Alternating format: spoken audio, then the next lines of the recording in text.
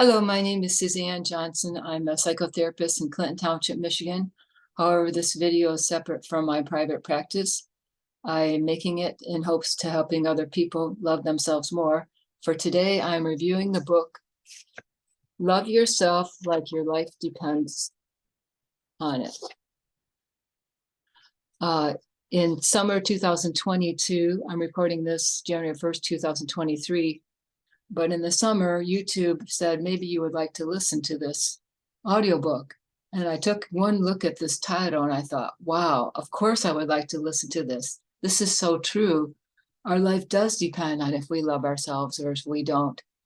And so it was an interesting book to listen to.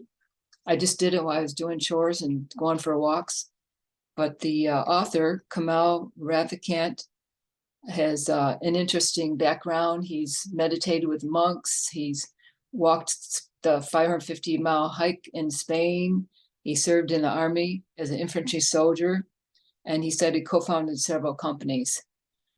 But when he wrote this book, or right before it, he made this discovery. He was at a very low point of his life. He had worked very, very hard at a company for 3 years, throwing himself into it, and it totally bombed. A girlfriend had just broke up with him, and someone dear to him had died, and he was very depressed and desolate and wasn't sure what to do with his life. But he liked to write, and he was journaling. And one day it came to him, he said he was writing, I'm going to make a vow to love myself. And I'm going to read you some of the highlights from this book. He wrote, this day I vow to myself to love myself, to treat myself as someone I love truly and deeply. In my thoughts, my actions, my choices I make, the experiences I have, each moment I'm conscious, I make the decision I love myself. And he said, now, he was trying to figure out, how do I do that? Because he didn't really feel love for himself. It was just like a nice thought. And so, but he had this thought, well, let's just say it over and over to myself as often as he could. So he just started saying to himself, I love myself, I love myself. And then he noticed that he felt better. He said his body started healing faster. This is within a month. His state of mind grew lighter, and the things he never expected or imagined, life got better. He said in the beginning, quote, I didn't believe that I love myself. How many of us do? But it didn't matter what I believed. What matters was doing it, and I did it in the simplest way I could, by focusing on one thought again and again and again until it was more on my mind than not. I mean, the simplicity, but it just makes so much sense. Why not do it this way? So as he did it, he developed different practices to help really integrate this in his life. And then he taught other people to do it. The first one was the mental loop, where he just kept repeating it to himself any spare moment that he had. And the second one is a meditation. And he said, let me go back to the mental loop. He said, someone explained to him that we as human beings think that we're thinking, but he said that's not true. Most of the time we're remembering. We're reliving memories, we're running familiar patterns and loops in our head. Happiness, procrastination, sadness. As aside from this, someone told me that we think 90% of our thoughts are the same every day. And anyways, he said we keep replaying these loops. So the idea is, he said, to use the thought, I love myself, and add emotional intensity so that it deepens the groove faster. Feel it, run with it, and run it over and over again. And then whether you believe it or not, he said, make it your truth. Quote, the goal here is to create a groove deeper than the ones laid down over the years. And then he says it does require a focused commitment. Then the second thing he found that would help, he did a short meditation every day for 7 minutes. He put on some music, the same music, so there was a good association with it. And he said what he would do is imagine all the light from space flowing into my head and down into my body, going wherever it needs to go. He said, as I inhale, I think, I love myself. And then I exhale and I let out whatever response in my mind or body, whatever there is or not. So tend to be the more negative things. So inhale, I love myself, and exhale, what if this doesn't work? Inhale, I love myself. Exhale, what if this video is no good? Things like that. So he recommends doing that every day.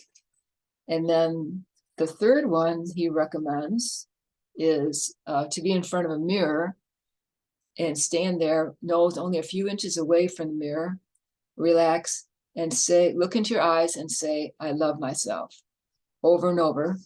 So I got a little mirror here. He said, whether you believe in the moment isn't important. It's important to say it to yourself and look in your eyes. I love myself. I love myself. I love myself. And ultimately, you will feel that truth.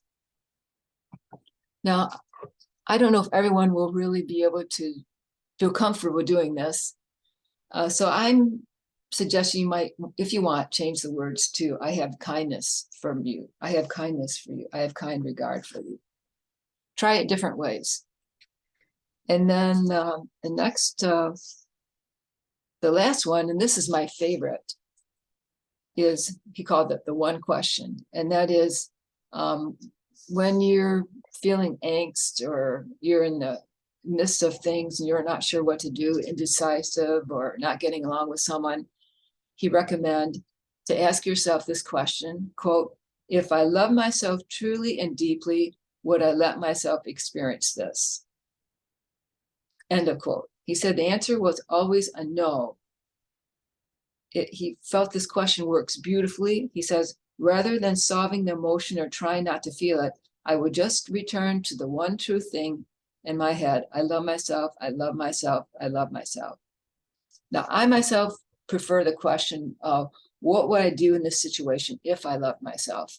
And I think the beauty of that is you don't have to feel like you do love yourself, have that, that affection for you, but just, well, what would I do if I loved myself? And then think, why not do it that way?